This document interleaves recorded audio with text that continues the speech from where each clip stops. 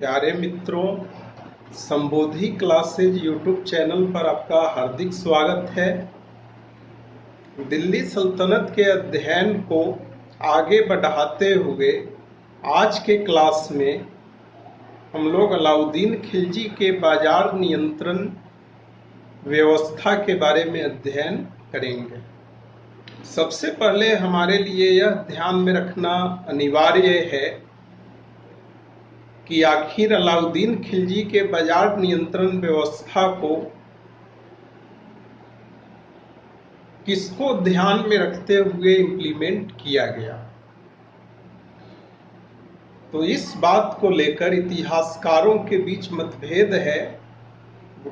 कुछ इतिहासकार मानते हैं कि अलाउद्दीन ने सेना और सैनिकों की जरूरतों को ध्यान में रखते हुए बाजार नियंत्रण व्यवस्था को इम्प्लीमेंट किया, जबकि कुछ इतिहासकारों का मानना है कि अलाउद्दीन खिलजी ने सामान्य जनता की आवश्यकताओं को ध्यान में रखते हुए अपने बाजार नियंत्रण व्यवस्था को इम्प्लीमेंट किया।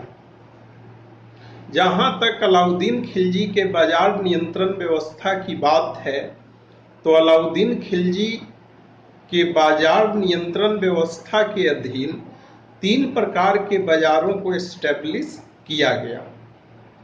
पहला बाजार जो था वह अनाजों की मंडी से रिलेटेड था।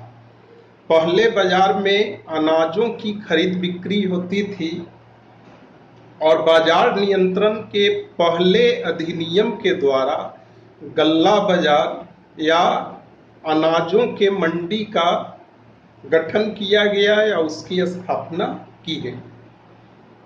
अलाउद्दीन खिलजी ने गल्ला मंडी के कुशल संचालन के लिए कुल मिलाकर 8 अधिनियम जारी किए।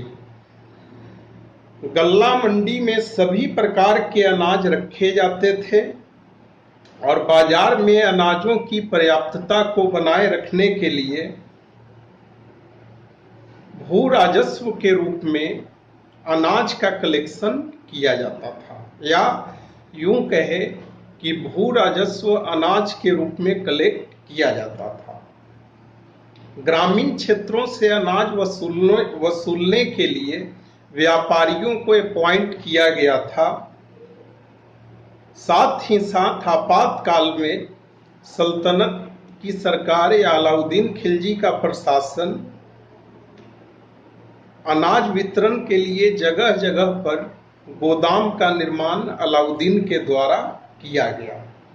सरकार ने रजिस्टर्ड व्यापारियों या पंजीकृत व्यापारियों को ही किसानों से अनाज खरीदने की अनुमति दी और जो भी व्यापारी किसानों से अनाज खरीदना चाहते थे उन्हें सहना ए मंडी, जो कि गल्ला बाजार का प्रमुख अधिकारी होता था, उसके ऑफिस में या उसके कार्यालय में अपना पंजीकरण उससे कराना पड़ता था।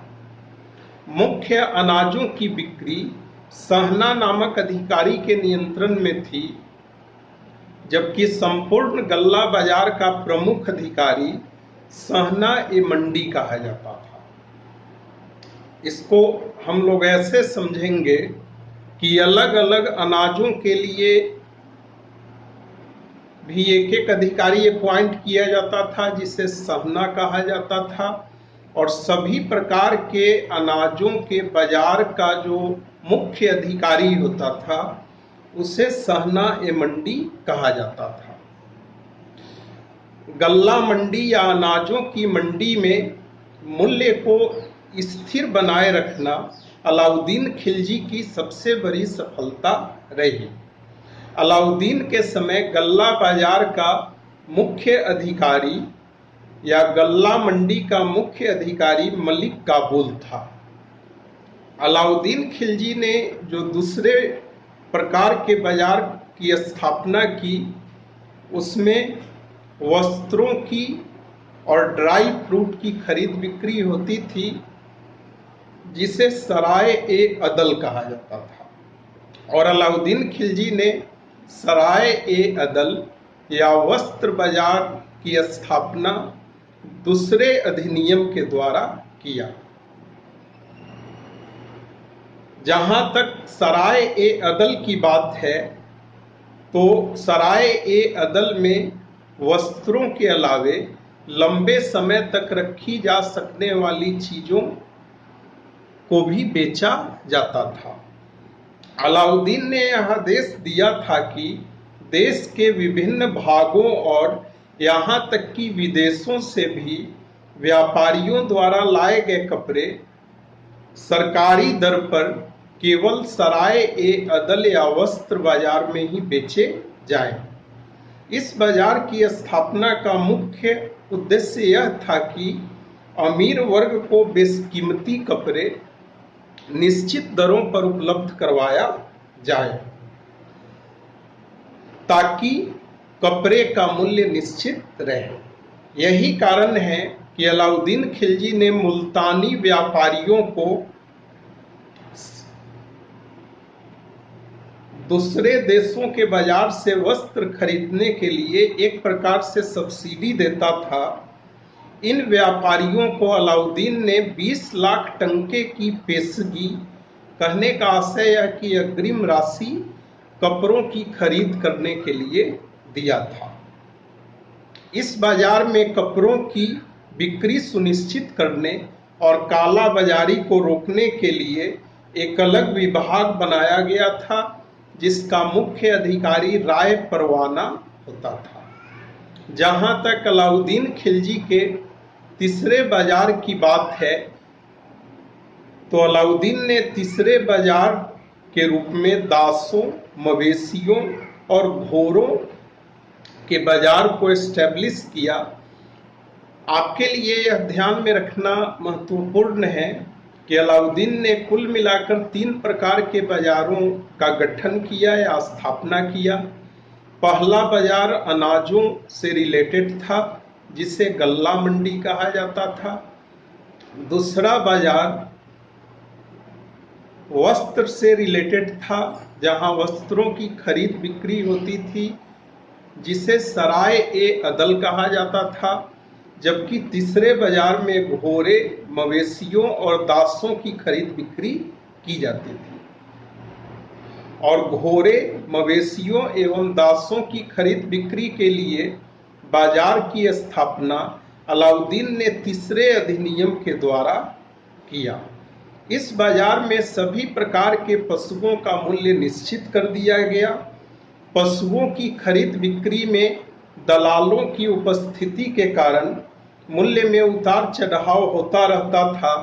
इसलिए अलाउद्दीन ने दलालों को इस बाजार से अलग रखा या इस बाजार से दूर रखा और उन पर कड़ा प्रतिबंध आरोपित किया।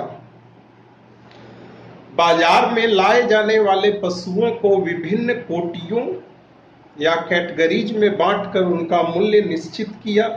अलाउद्दीन का उद्देश्य यह था कि धनी लोग और दलाल घोड़े के बाजार में प्रवेश नहीं करें और जो भी घोड़े की खरीद बिक्री हो, जैसे लोग जो घोड़े को बेचे तो सीधे सैन्य विभाग को ही बेचे। इस बाजार में दासों और मवेशियों को भी निश्चित मूल्य पर बेचा जाता था। खाद्यान्नों की तुलना में कपड़ा अधिक महंगा बिकता था। अलाउद्दीन के बाजार नियंत्रण व्यवस्था के तहत हमें यह ध्यान में रखना होगा कि खाद्यान्नों के तुलना में वस्त्र कंपैरेटिवली महंगा बिकता था। बाजार नियंत्रण से संबंधित अंतिम अधिनियम जो था वह राय परवाना नामक अधिकारी की नियुक्ति और उसके अधिकारों से संबंधित था। हमारे लिए यह भी जानना महत्वपूर्ण है कि अलाउद्दीन किन स्रोतों से बाजार नियंत्रण व्यवस्था के सुचारू प्रबंधन को सुनिश्चित करता था, या अलाउद्दीन बाजार नियंत्रण व्यवस्था की सूचना प्राप्त करता था। तो पहले तो राजकीय अधिकारी थे, पहले लोग जिनसे सूचनाएं प्राप्त की जाती थी। दूसरे राजकीय गुप्तचर होते थे, जिन्हें बरीद कहा जाता था, और तीसरे कुछ अलाउद्दीन के निजी गुप्तचर थे जिन्हें मुन्हियान कहा जाता था। बाजार नियंत्रण के संदर्भ में राजकीय नियंत्रण इतना कठोर था कि कम तौलने वाले के शरीर से उतना ही मांस काट लिया जाता था। और जहां तक बाजार नियंत्रण व्यवस्था के प्रसार क्षेत्र का प्रश्न है, तो मान्य मत यह है कि यह व्यवस्था वहीं लागू थी जहां सैनिक बैरक स्थापित थे। बाजार नियंत्रण व्यवस्था को सुचारू रूप से संचालित करने के लिए दीवान ए रियासत विभाग को गठित किया गया, और नजीर के विभाग का प्रमुख काम माप तौल करना था, या माप तौल का हिसाब किताब देखना था, और मुहतसिब के विभाग को उसी के अंतर्गत कर दिया गया। और दीवान रियासत को उसके कार्यों में सहायता प्रदान करने के लिए घुड़सवार सेनाओं और पैदल सैनिकों की एक विशाल टुकड़ी उसे दे दी गई। तो अलाउद्दीन खिलजी के बाजार नियंत्रण के बारे में हमें इन्हीं बातों को ध्यान में रखना है। इस वीडियो के रेंज से अलाउद्दीन के बाजार नियंत्रण व्यवस्था से प्रश्न नहीं पूछा जाएगा। आप लोग संतुष्टि के लिए प्रीवियस ईयर पेपर या प्रीवियस ईयर क्वेश्चन पेपर एक बार पलट करके देख लेंगे। आप लोगों का बहुत बहुत धन्यवाद।